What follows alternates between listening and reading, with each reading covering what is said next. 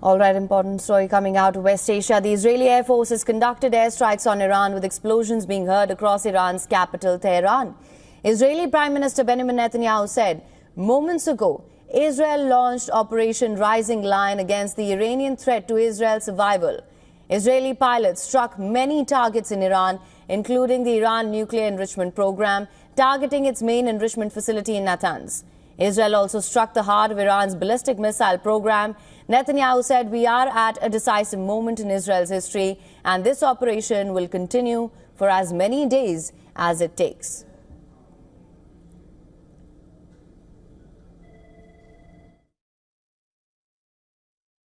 Moments ago, Israel launched Operation Rising Lion, a targeted military operation to roll back the Iranian threat to Israel's very survival. This operation will continue for as many days as it takes to remove this threat. We struck at the heart of Iran's nuclear enrichment program. We struck at the heart of Iran's nuclear weaponization program. We targeted Iran's main enrichment facility in Natanz. We targeted Iran's leading nuclear scientists working on the Iranian bomb. We also struck at the heart of Iran's ballistic missile program.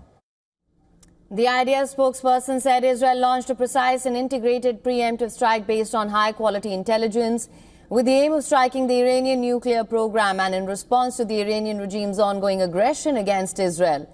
Dozens of Air Force aircraft completed the opening strike, which included attacking dozens of military targets, including nuclear targets in various areas of Iran. Sources suggest that the strike has targeted Iranian leaders from the IRGC, but it is yet to be confirmed. Israel has declared a state of emergency, warning of retaliatory action from Tehran.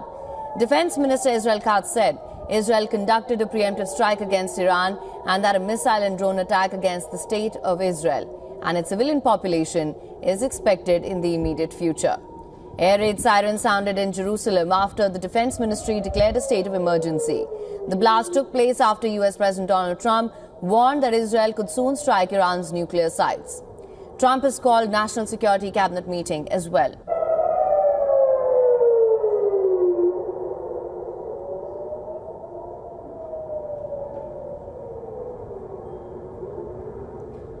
And for more on this, we're now being joined by correspondent Susan Teherani from New York. Susan, let's first discuss the circumstances under which this has happened. Of course, Israel is saying that this is with the aim of hitting its Iranian nuclear power, as well as in response to Iran's aggression towards Israel.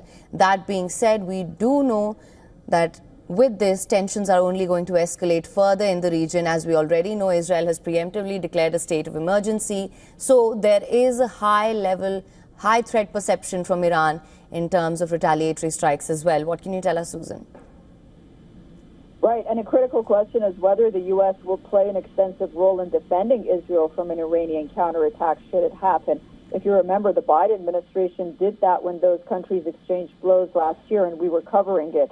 Secretary of State Marco Rubio made no mention of such a role in that statement that he released tonight, saying that our top priority is protecting American forces in the region.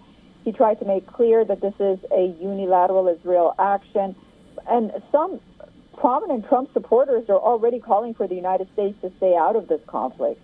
But the question is, without U.S. assistance, Israel's defenses could be overwhelmed by a barrage of Iranian ballistic missiles, and of course that would lead to major damage within Israeli cities. And then the question also remains, what happens between those nuclear talks that even President Trump confirmed hours ago, saying that his top negotiators were due to meet with Iran's foreign minister in Oman this weekend. So that seems, those are the questions that many are asking. I do also want to say that we are getting a response from Democrats. Senator Jack Reed of Rhode Island, he's a top Democrat on the Armed Service Committee. He criticized Israel's strikes. He said, quote, Israel's alarming decision to launch airstrikes on Iran is a reckless escalation that risks igniting regional violence. These strikes threaten not only the lives of innocent civilians, but the stability of the entire Middle East. We also learned that Secretary of State Marco Rubio just today, hours ago, ordered the State Department to form a new Middle East task force drawing from many different offices of his agency. This is to handle the needs arising from this crisis in the region. And also the purpose of the task force is to be in contact with U.S. citizens in the region during these hostilities.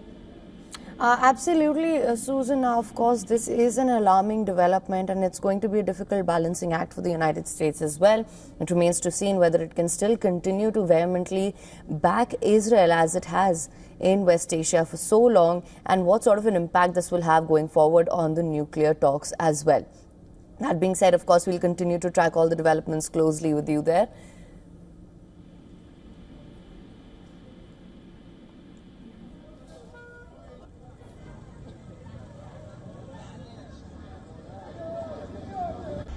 ساعت الان 3:37 دقیقه ورودی All right, these are also the live visuals that we're getting from Iran. This is Tehran. You can see buildings ablaze here.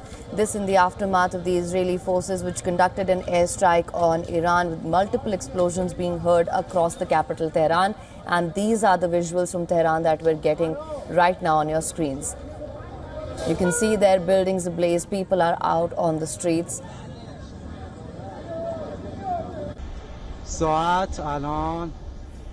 This is part of Israel's Operation Rising Lion.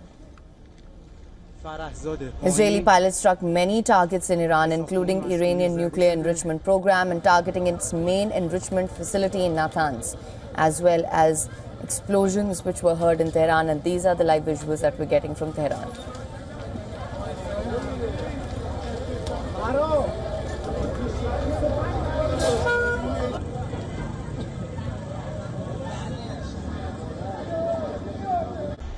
ساعت الان 3:37 دقیقه ورودی فرحزاده پایین. For latest news, download the WION app and subscribe to our YouTube channel.